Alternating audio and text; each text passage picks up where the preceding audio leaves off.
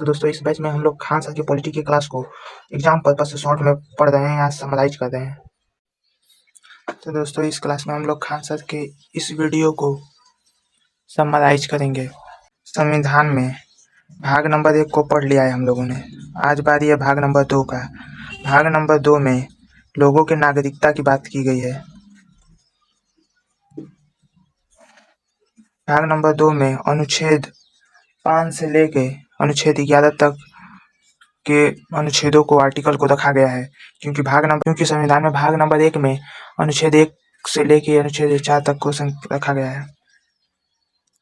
भाग नंबर 2 में लिखा गया है कि किसको नागरिकता मिलनी चाहिए, किसको नहीं मिलनी चाहिए, और किस आधार पे कोई बाहरी आएगा तो उसको किस आधार पे नागरिकता दी जाएगी। तो इसमें आर्टिकल हम लोग 1 देखते हैं, आर्टिकल नंबर 5 देखते हैं। भाग नंबर 2 में आर्टिकल नंबर 5 से शुरुआत होती है, तो 5 देखते हैं कि इसमें क्या क्या प्रावधान है। भारत आज़ाद हुआ था तो इसमें समझ नहीं आ रहा था किसको भारत का नागरिकता दिया जाए, किसको नहीं दिया जाए।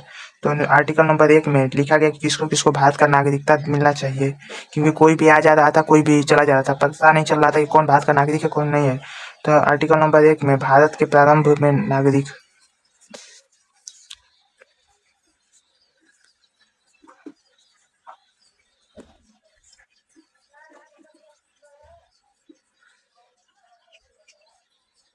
तो आर्टिकल नंबर 5 में भारत के प्रारंभ में नागरिक कौन कौन होंगे उसका लेखा जोखा है। अब आर्टिकल नंबर 6 में क्या लिखा गया है। आर्टिकल नंबर 6 में पाकिस्तान से जब भारत का विभाजन हुआ तो पाकिस्तान से कुछ लोग इंडिया आए, तो जो लोग पाकिस्तान से इंडिया आए उनके लिए भी नागरिकता करनी थी। तो उसमें उनका लिखा गया कि जो लोग पाकिस्तान से इंडिया आएंगे उनको किस तरह नागरिकता मिलेगा।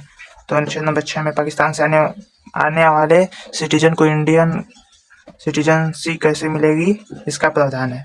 अनुच्छेद नंबर 7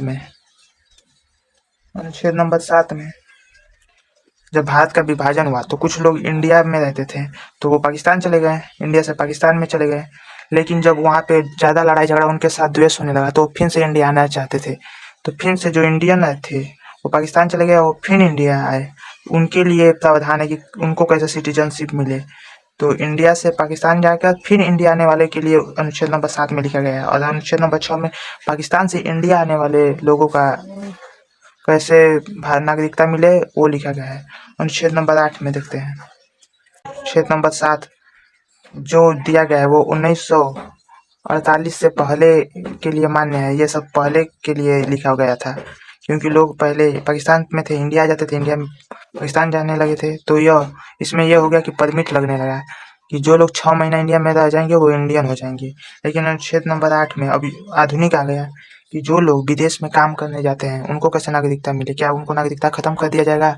तो ऐसा नहीं है। तो जो लोग, इसमें प्रावधान है कि जो लोग विदेश में काम करने जाते हैं या फिर शिक्षा ग्रहण करने जाते हैं या फिर शादी कर लेते हैं या फिर घूमने जाते हैं, भ्रमण करने जाते हैं, तो उनको नागरिकता कैसे मिलेगी?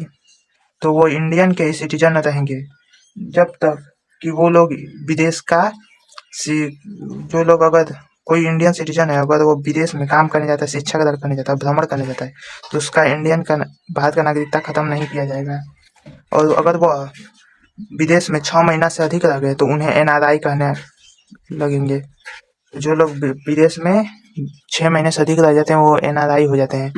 एनआरआई का फुल फॉर्म होता है नॉन रेजिडेंशियल इंडियन। तो अनुच्छेद नंबर 9 देखते हैं क्या है। अनुच्छेद नंबर 9 में आप भारत के नागरिक हैं, अगर आप विदेश में जा रहे हैं फिर भी आप भारत के नागरिक हैं। अगर आप उस विदेश में काम करते करते या फिर शिक्षा ग्रहण करते करते या घूमते घूमते वहाँ के नागरिक बन जाते हैं, अगर आप विदेश के नागरिकता प्राप्त कर लेते हैं तो आपका भारत का नागरिकता खत्म कर दिया जाएगा। अगर आप विदेश के नागरिक हो जाएंगे तो अब इंडिया का नागरिकता खत्म कर दिया जाएगा। तो आप जाके काम कीजिए, कुछ भी कीजिए, अगर आप वहाँ की नागरिकता नहीं लिए हैं तब तक वो आपका इंडिया का ही सिटीजन रहेंगे। लेकिन अगर आप वहाँ के विदेश का नागरिकता ले लेंगे तो यहाँ का नागरिकता खत्म हो जाएगा। अनुच्छेद नंबर 10 में क्या दिया गया है? अनुच्छेद नंबर 10 में दिया गया है कि अनुच्छेद नंबर 10 में कि आपका नागरिकता, अगर आप यहीं पे जन्म लिए हैं या फिर नागरिकता ग्रहण कर लिए हैं यहाँ का भारत का, तो आपका नागरिकता कोई खत्म नहीं कर सकते, और जब तक कि आप कोई देश विरोधी काम न करें, कोई देश के खिलाफ काम ना करें, जिससे कि आतंकवादी सब भारत के विरोध में ना काम करें, तब तक आपका कोई नागरिकता खत्म नहीं कर सकते। या फिर आप पागल ना हो या फिर दिवालिया ना हो। दिवालिया मतलब कि लोन ले लिए, अब उसको चुका नहीं पा रहे हैं, तो आपकी नागरिकता खत्म कर दी जाएगी। तो इसमें आपका कोई नागरिकता का सुरक्षा, मान लीजिए सुरक्षा करती है एक तरफ, तो नागरिकता आपका कोई खत्म नहीं कर सकता अनुच्छेद नंबर 10 के हिसाब से।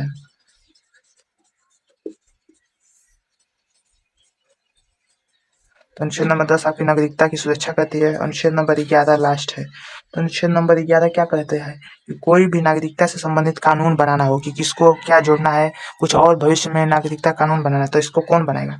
इसको कानून बनाएगा संसद द्वारा, इसको पास कराया जाएगा। कानून बना के संसद द्वारा पास जब तक नहीं होगा तो इसका कानून नहीं मान्य होगा। लेकिन कानून कौन बनाएगा? तो यह गृह मंत्रालय बनाएगा, क्योंकि कैसे कानून होगा अगर कोई नया आएगा तो संसद द्वारा पास करेगा। तो भाग नंबर 2 इतना ही दिया गया है अनुच्छेद नंबर 5 से अनुच्छेद नंबर 11। भाग नंबर 2 यहाँ पे हुआ खत्म। धन्यवाद।